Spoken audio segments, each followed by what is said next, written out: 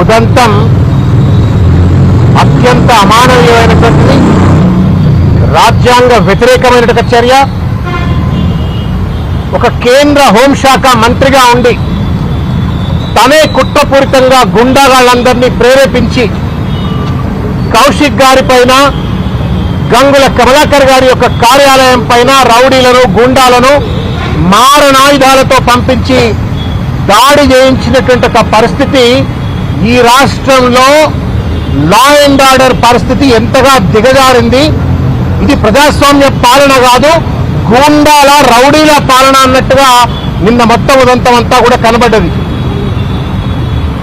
BJP, Congress ఈ రెండు కూడా కుమ్మక్కైపోయి పోలీసులను వాళ్ళ చెప్పు చేతల్లో పెట్టుకొని వాళ్ళ కరీంనగర్ లో ఒక దుర్మార్గమైనటువంటి ఒక రాజ్యాంగ వ్యతిరేక రాక్షస పరిపాలనను ఇవాళ కరీంనగర్ లో చూపిస్తూ వస్తా ఉన్నారు. కూతవేటు దూరంలో పోలీస్ స్టేషన్ ఉంటుంది, 100 మీటర్ల దూరంలో పోలీస్ స్టేషన్ ఉంటుంది. అంత పెద్ద కరీంనగర్ కార్పొరేషన్ లో ఇంటెలిజెన్స్ వ్యవస్థ ఉంటుంది.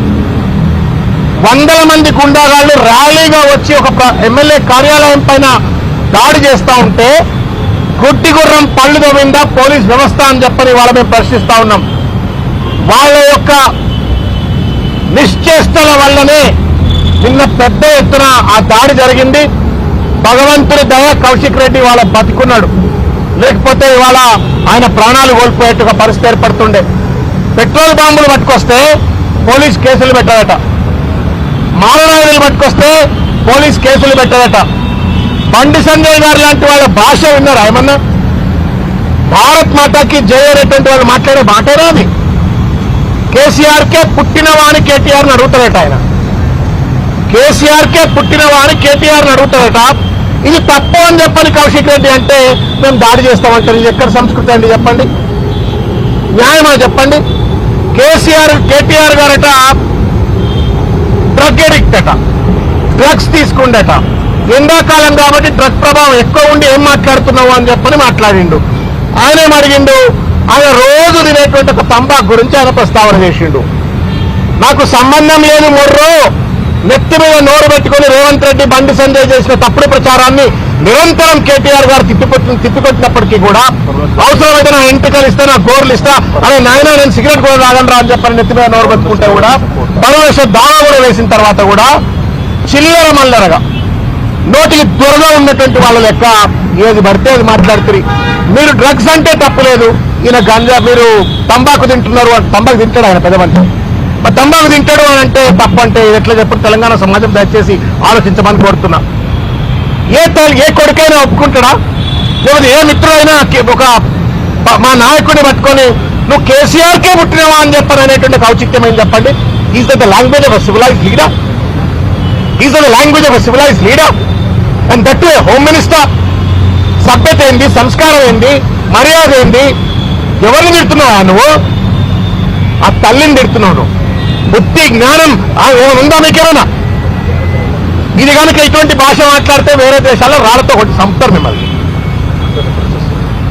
ఇంత అన్యాయమా? తల్లులను వదిలిపెట్టారు, భార్యలను వదిలిపెట్టారు, పిల్లలను వదిలిపెట్టారు. ఎవరు పడితే వాడు ఇష్టం వచ్చినట్టు మాట్లాడతారా? రాజకీయాల కోసం సభ్యత లేదా, సంస్కారం లేదా, ఒక మర్యాదల లిమిట్స్ లేవా? ఏదైతే మాట్లాడతారా? టీవీలలో చూపెడతారని, ప్లేట్ బ్రేకింగ్ వస్తాయని, పేపర్లలో ఫ్రంట్ పేజ్ న్యూస్ వస్తాయని.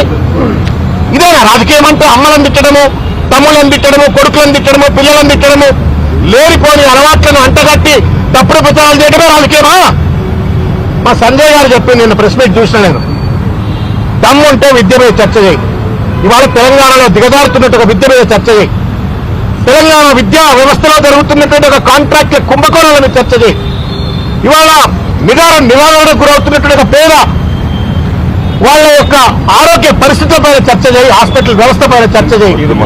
నిరుద్యోగుల పైన చర్చ చేయి. కేంద్ర నిధుల పైన చర్చ చేయి. ఇవన్నీ పక్కకు పెట్టి వడ్ల మొక్కల కొనుగోళ్ల పైన చర్చలు చేయమంటే డ్రగ్స్ తీసుకుంటావు, అమ్మ గుట్టినవా, అయ్య గుట్టినవా అంటావు. ఏం భాష ఇది? ఇక మీరట తెలంగాణ జెండా ఎగిరేస్తారట, బొంద పెడుతున్నారు మీరు. మీ పార్టీని మీరే ఇంతకుముందు జగపతి గారు చెప్పినట్టుగా బొంద పెడుతున్నారు మీరు. This is not the way to build a party, this is to bury a party. ఇది బరీ చేయడం కోసం మీరు బరి అయితే బరిగా అండి, బొంద పెట్టుకుంటే బొంద పెట్టుకోరి. But you have no right. Constitution does not guarantee, give you authority to talk the way you think you can talk. అన్యాయం ఇది. ఏ రాజ్యాంగం చెప్పిందా? భగవద్గీత చెప్పిందా? రాజ్యాంగం పక్కన పెడదాం. భగవద్గీత చెప్పిందా? భాగవతం చెప్పిందా? అమ్మలను అయ్యను మాట్లాడమని చెప్పని. ఏం సంస్కారం ఇది? మీరేనా ధర్మం దేవుళ్ళ గురించి మాట్లాడేది?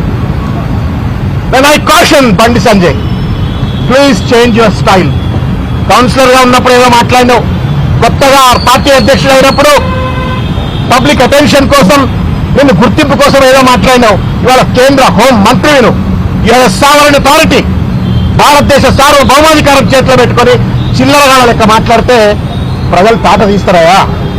They just wait for an opportunity. సరి అయిన మోకా దొరికితే పెద్ద పెద్ద బొంద పెడతారు ప్రజలు.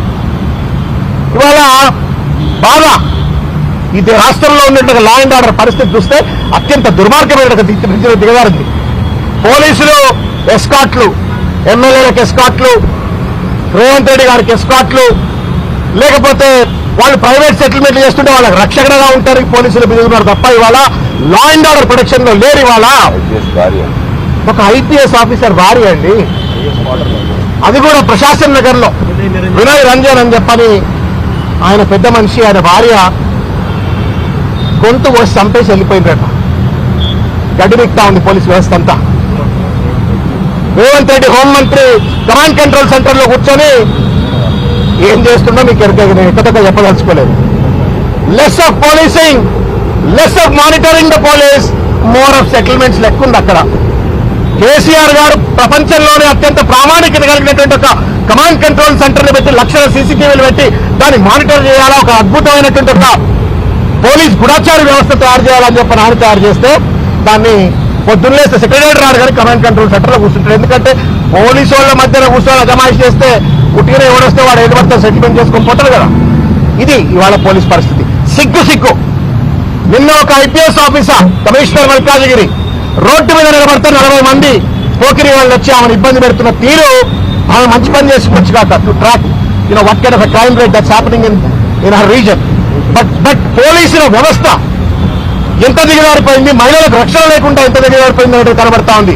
సిగ్గు ఎగ్గు ఉంటే రేవంత్ రెడ్డి గారు దయచేసి your home minister to please wake up. బండి సంజయ్తో మిత్రుతో ఉంటే ఇంటి పిలిపించుకో, బిర్యానీ తినిపి, చికెన్ బిర్యానీ, మటన్ బిర్యానీ, ఇంకేమైనా బిర్యానీ తినిపించుకో, మాకేం అభ్యంతరం లేదు. నేను ఇంకేమైనా చేసుకుంటే చేసుకో, మాకేం అభ్యంతరం లేదు. But you can not distort the law and order, you cannot misuse the constitution. నువ్వు కేటీఆర్ గారికి కేసు పెడతావు, పెట్టింది నిన్న. మరి బండి సంజయ్ ఎందుకు పెట్టరండి? మేము చుట్టామా రేవంత్ రెడ్డికి ఏమన్నా ఆయన బండి సంజయ్? ఈ అక్రమ సంబంధమైంది బీజేపీకి కాంగ్రెస్ కు.